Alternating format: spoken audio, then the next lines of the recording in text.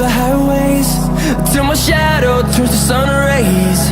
And on we'll go, through the wastelands, through the highways. And on we'll go.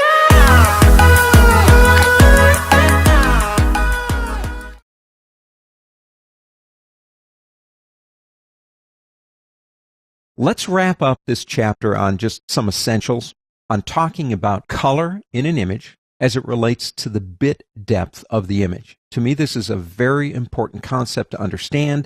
We will be bringing it up again as we get into things like color and color correction. If I have an image open, which I do, this guy's just kind of staring at me, shot with a telephoto. I'm not sure if he really saw me, but he probably did. If I go up to the word image on the pull-down menu and go to mode, you will notice I have an 8, 16, and 32-bit channel option. Now this image is 16-bit. It came off of a raw image, and I processed it through the raw filter. We'll talk about that. And then the raw filter into Photoshop is 16 bits. Most images, unless you shoot raw, will probably come in as 8-bit channels. But what does that mean? How does that relate to what I'm doing in Photoshop, and why should I care? Well, let's start. I won't change it. Let's start with looking at something. If we go into the channels panel, that rhymes, you've got a red and a green and a blue channel. If I click on red or green or blue, the image changes. Now think of it this way. Everything on a computer is a number. It doesn't see a shade of gray. It has a number that shows a shade of gray to me. If this image were 8 bits, most images are, then each one of these channels has the possibility of 256 different steps of gray from black to white. What does that mean? Each one of the steps is a percentage point of color for the channel. So I could have in this image 256 possible drops of red mixed with green, mixed with blue that produce the colors that I see. That's how it all works. 8-bit images, 256 drops of ink or possible drops per color. So if you go math on me here and you go in and you multiply 256 times 256 times 256, you get 16,777,216. It's all about the math. So each pixel in this image, and there are millions of pixels in this image, has the possibility of being any one of 16 million colors to produce an image that I see based on what we talked about in the last lesson, the resolution of the image, to produce a photograph.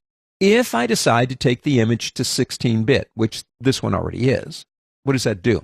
Well, number one, it would double the size of the file, okay? The file is now twice as big as it was, but each one of the channels now has the ability to divide the drops of color you can mix with the other ones to about 16,000 per channel.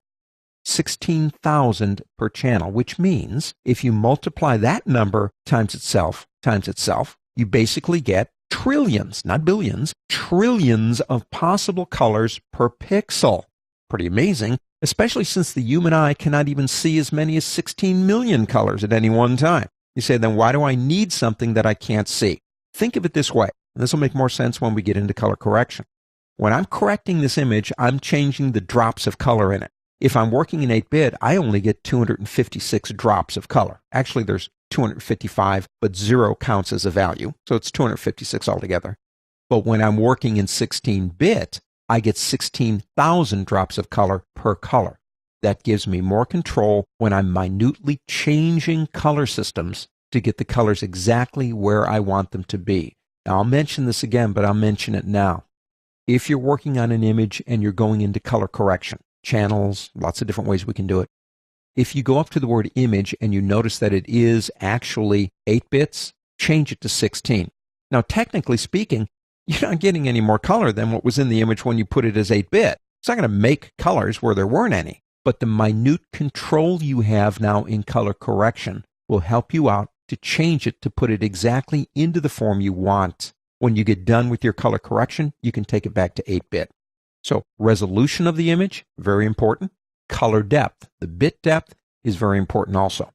These are just some of the essential elements we need to fully understand what's going on in Photoshop, and the more we know, the more we can control what we want to do.